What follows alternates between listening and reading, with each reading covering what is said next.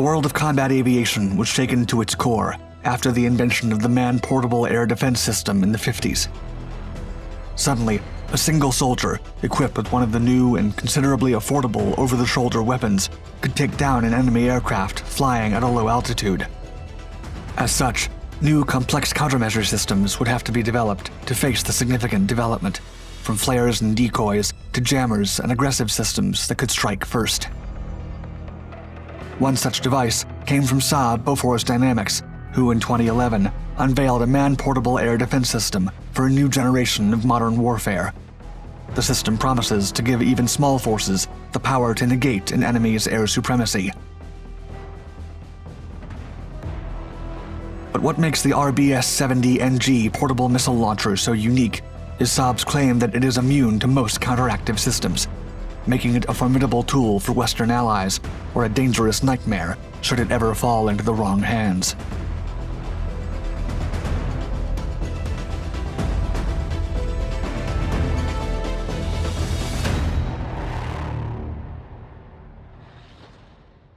New breakthrough.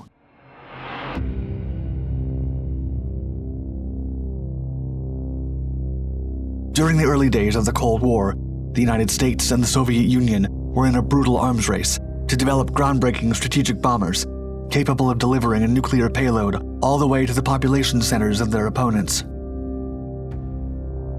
By the 1960s, improved technology in the form of monopulse radar became the norm and shifted the playing field, as supersonic warplanes could now be detected and intercepted by similar fighters. For America, the solution was to conduct low-altitude operations in which the aircraft would hug the terrain as closely as possible, taking advantage of radars becoming increasingly unreliable when tracking low-flying targets, due to their systems being overwhelmed by ground-level input. However, the new strategy would not last for long. A few years later, U.S. reconnaissance pilots learned that Soviet ground troops had been massively equipped with man-portable air defense systems.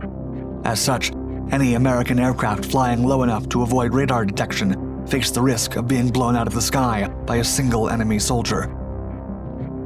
The surging ubiquity of portable anti-air systems led the U.S. to restructure its strategic bomber programs around the emerging stealth technologies, as low-altitude flying was now considered a severe risk.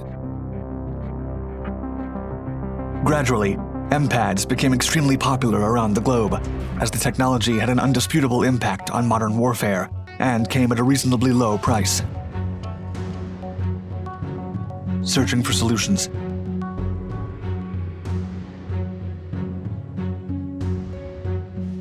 Besides stealth aviation technology, the United States and many other Western nations began to equip their warplanes with various countermeasure tools for surface-to-air missiles. Such solutions would attempt to either destroy the SAM weapon before it fired, intercept the missile and destroy it in midair, or release some kind of decoy system that confused the tracking sensors of the projectile, making it miss its target. They also came at a high cost, but have become paramount not only for Western military operations, but also for some civilian flight ventures, as the MPAD's technology is just as effective against civilian targets, if not more.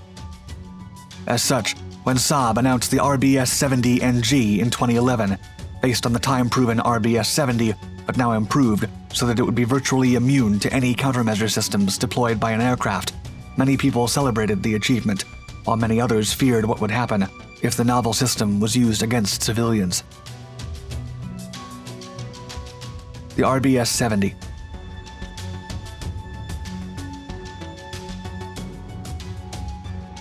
The original RBS-70 was initially created and produced by Bofors Defense and first declared operational in 1977.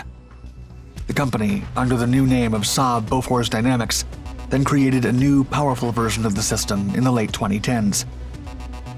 The new iteration is a portable and light short-range air defense missile system, equipped with laser guidance and capable of being operated by a single serviceman. In contrast with other over-the-shoulder missile systems, this one has a tripod-like support platform that gives it formidable stability during targeting and firing. Moreover, the system uses the RBS-70 missile, which is also employed in several other Swedish missile platforms. The Mark I and Mark II versions which have a range of 5,000 to 6,000 meters and a maximum altitude of 3,000 meters, are the standard models currently in use, and the system has been adopted by 18 countries worldwide, as it can operate in various environments, including the Arctic, desert, and tropical regions. In 2003, a system upgrade to the original RBS-70 called Bolide was introduced. It included faster missiles with a range of up to 9 kilometers and a maximum altitude of 6 kilometers. The now standard missiles are propelled by a booster and sustainer with solid smokeless propellant and can reach speeds of up to Mach 2, making the weapon an excellent solution to counter the threat of a wide variety of enemy aircraft, including supersonic warplanes.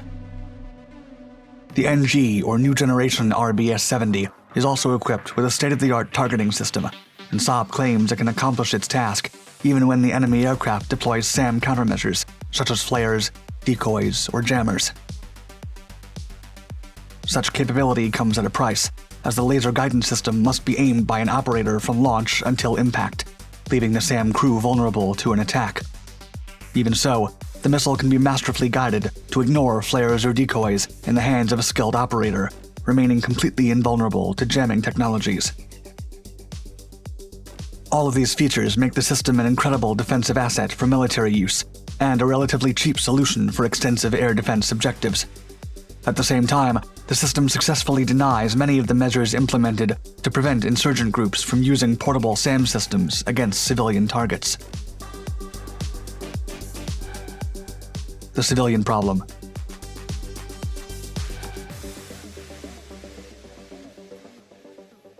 Since their rise in popularity, MPADs have become highly favored by insurgent and terrorist groups worldwide.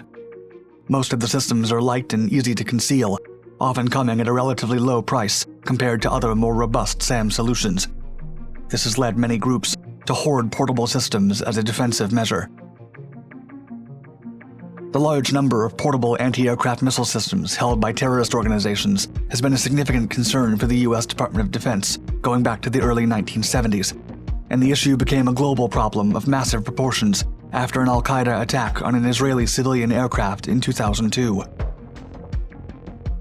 As the Boeing 757 airliner, owned by Israel-based Arkia Airlines, took off from Maui International Airport, it was suddenly targeted by al-Qaeda operatives using 2 shoulder-launched Strela 2 systems.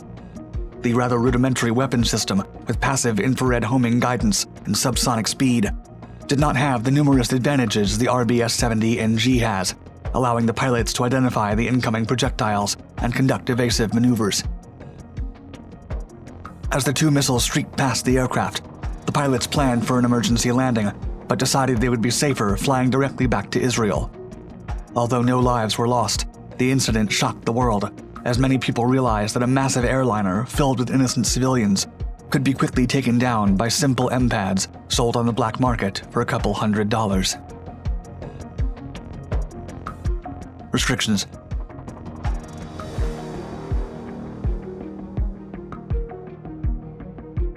After the 2002 incident, several nations across the world have conducted exhaustive efforts to actively control the supply and access to MPADs, all but completely restricting non-state actors from the ability to acquire them.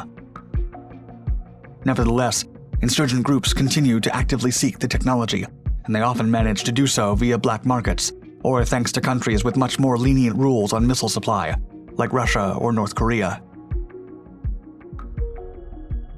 Fortunately, the RBS-70 NG is a Western technology, and is thus regulated by the agreements and treaties the US has enacted with its allies regarding MPADs and terrorist organizations.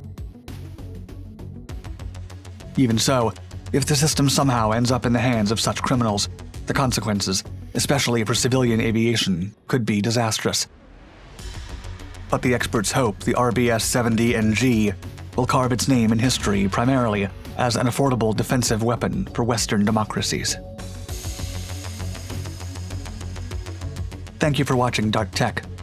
For more exciting videos about military technology and epic battles from modern history, click on your screen and check out our other Dark Documentaries channels where we publish regularly. Stay tuned.